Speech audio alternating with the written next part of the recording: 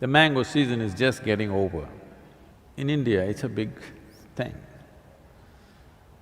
If you looked at the mango tree in the month of October, November, December, you didn't see any sweetness dripping out of it. Suddenly in January, February, flowers came. They were not as attractive as jasmine or rose flowers or something, some tiny little flowers came. Suppose you do not know this is a mango tree and you tasted it, you take a leaf and bite it, it was quite bitter. But suddenly in the month of April, May, huge drops of sweetness hanging there in the tree. So, if you did not have prior knowledge that this is a mango tree, did you think this tree is actually manufacturing this sweetness? But you think suddenly in April sweetness came? It has been slowly manufacturing this sweetness and it put it out at a certain season, but it's been on right through the year, isn't it? Mangoes happen only in one season. You notice the sweetness only at a certain time. This does not mean the mango tree was not striving and working to produce that sweetness. You cut any part of the mango tree and taste it, you will not find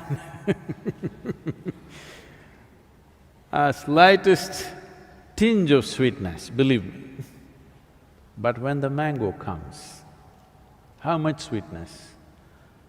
Where is it coming from? It's been working on it, you couldn't see it. Similarly, is it a process? For sure it's a process. But can everybody see the process, identify the process? No. When somebody is evolving on the spiritual path, others thought he's a nutcase. Somebody thought he's vagrant, somebody thought he's a vagabond, somebody thought he's something else. But when the sweetness came, everybody who tasted realized that this is a fantastic thing. So, nothing in the universe happens bang, bang, bang. Everything is a process. Can you identify the process? Can you recognize the process, is the question. Generally,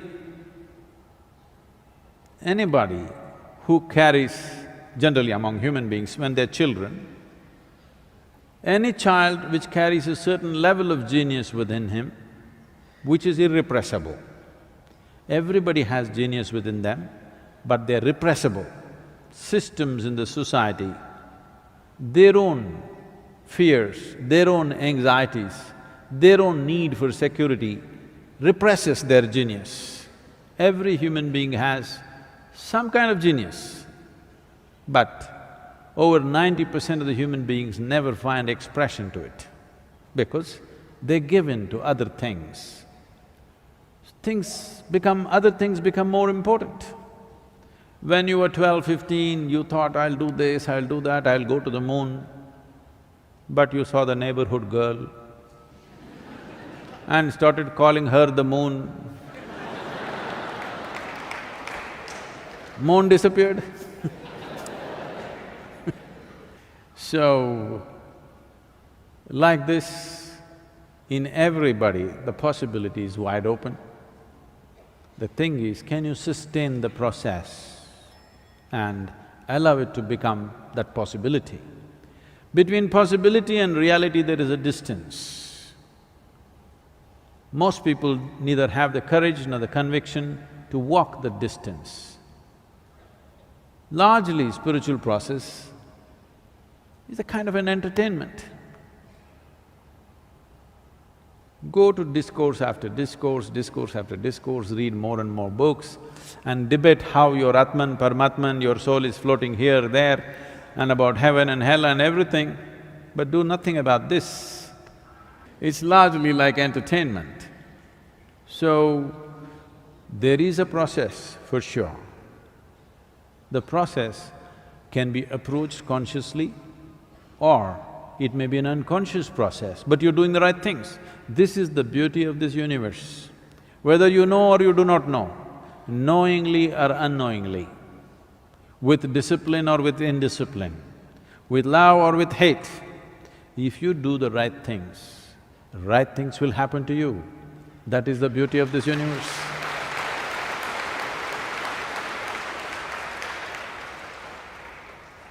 So Adi Shankara said, yogaratova bhogaratova. Somehow, either through yoga or bhoga, somehow do it. Somehow find the truth of your inner nature, because what we are considering as truth is simply this. Whatever works on all levels of life must be the truth, isn't it? Whatever really works on all levels of life must be the truth. Whatever you know in your life, test it right now, because you have a mind which can project. Right now, you are striving for a certain level of income or a certain kind of house or a car or something else or something else. Put yourself in different stages of life and see if it still means a lot to you. See, suppose not tomorrow, let's say 100 years later, you're on your deathbed. Just see if your jewelry, your makeup, your car will mean something to you on that day. This does not mean you must give it up today. It is just that you must keep it in its place, you must not carry it in your heart.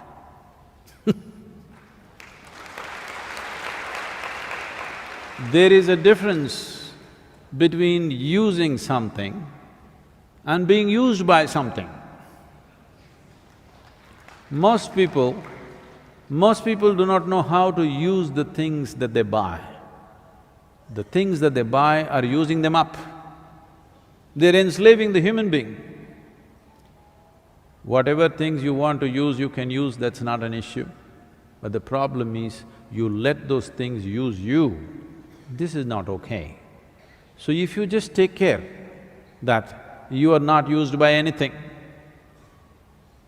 you understand the limited role that everything has in your life, the limited role of your education, the limited role of your career, the limited role of your marriage, the limited role of your relationships, the limited role of your wealth, the limited role of everything that you're doing. If you understand where one thing begins and where it ends, then you don't have to do anything. Spiritual process is on.